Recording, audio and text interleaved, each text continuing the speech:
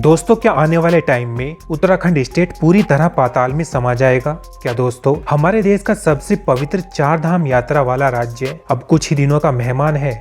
जी हाँ दोस्तों, आप तो जानते ही हैं कि उत्तराखंड के जोशीमठ में जमीन धंसने का सिलसिला जिस तेजी से बढ़ता जा रहा है, उससे लगता है कि आने वाले दिनों में वहाँ स्थिति विस्फोटक रूप ले सकती है। मैं पिछले 1.5 दिन से जोशीमठ में हूँ। दरारें और लोगों का दर्द इतना ज्यादा है कि यह बेबसी बार बार महसूस कर रहा हूँ।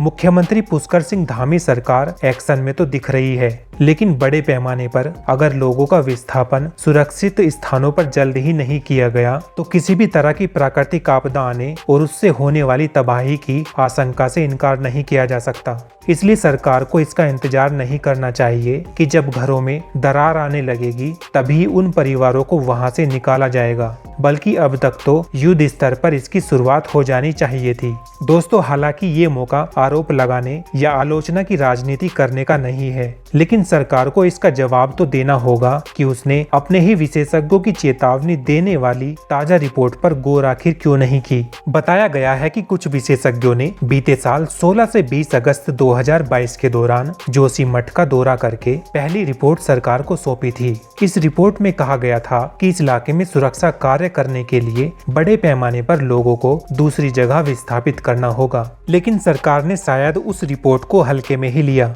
दोस्तों, सच तो ये है कि पहाड़ों पर कोई भी प्राकृतिक आपदा यूं ही नहीं आती जब तक कि प्रकृति के साथ छेड़छाड़ न की जाए। केदारनाथ यात्रा और हेमकुंड साहिब जाने वाले यात्रियों का बेस कैंप जोशीमठ ही है और ओली जाने वाले अन्य पर्यटक भी बड़ी संख्या में जोशीमठ ही रुकते हैं। लिहाजा पिछले कुछ सालों में वहां पहाड़ों का सीना काटकर बेतहाशा होटल और रिसोर्ट बन चुके हैं। इसके अलावा एनटीपीसी की बिजली परियोजना और अन्य निर्माण कार्य भी घरों मंदिरों की जमीन धंसने की बड़ी वजह है, जिसका दुष्परिणाम सामने है। हालांकि जोशीमठ में जो हुआ है वह पहली बार नहीं है। इससे पहले 1970 में जोशीमठ में भूधसाव की जानकारी सामने आई थी। उस दौरान गढ़वाल कमिश्नर महेश चंद्र मिश्रा की अध्यक्षता में बनाई गई एक समिति ने 1978 में एक रिपोर्ट दी थी, जिसमें कहा गया था कि शहर और नीति व माणा घाटी में बड़े स्तर पर निर्माण कार्य नहीं किया जाना चाहिए, क्योंकि यह क्षेत्र मोरेन पर मौजूद है।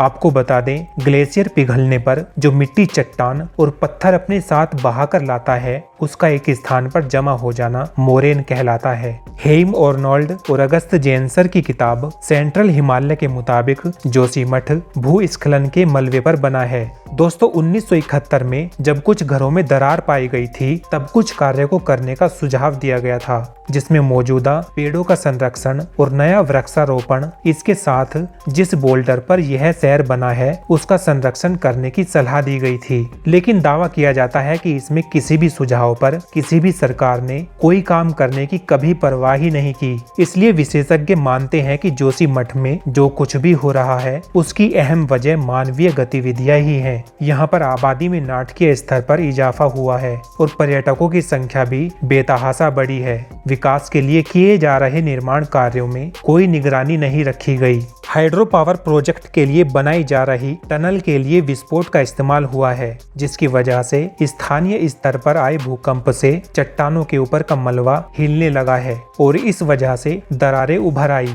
दोस्तों, यूएसजीएस की रिपोर्ट बताती है कि जमीन से अत्यधिक मात्रा में पानी निकालने की वजह से कुछ एक्वीफर यानी भूजल स्रोत में मिट्टी का भराव हो जाता है और भूधसाव की यह सबसे आम वजह बनती है। इन एक्वीफर सिस्टम से बहुत ज्यादा मात्रा में पंपिंग करके पानी निकालने की वजह से जमीन धसकना स्थायी बन जाता है। दोस्तों, विशेषज्ञों का कहना है कि जोशीमठ में जमीन का धंसना मुख्य रूप से राष्ट्रीय ताप विद्युत निगम एनटीपीसी की तपोवन विष्णुगाड जल विद्युत परियोजना के कारण है और यह एक बहुत ही गंभीर चेतावनी है कि पर्यावरण के साथ इस हद तक खिलवाड़ हो रहा है। लेकिन एनटीपीसी ने इसका खंडन करते हुए एक बयान में कहा, एनटीपीसी द्वारा निर्मित सुरंग जोशीमठ शहर के नीचे से नहीं गुजरती है। यह टनल एक टनल बोरिंग मशीन टीबीएम द्वारा खोदी गई है और वर्तमान में कोई ब्लास्टिंग नहीं की जा रही है। सुरंग नदी के पानी को संयंत्र की टरबाइन तक ले जाने के लिए है, जबकि 4 चारधाम परियोजना पर सुप्रीम कोर्ट की तरफ से नियुक्त हाई पावर्ड कमेटी के सदस्य डॉक्टर हेमंत ध्यानी कहते हैं कि जब दिसंबर 2009 में एनटीपीसी के टीबीएम की वजह से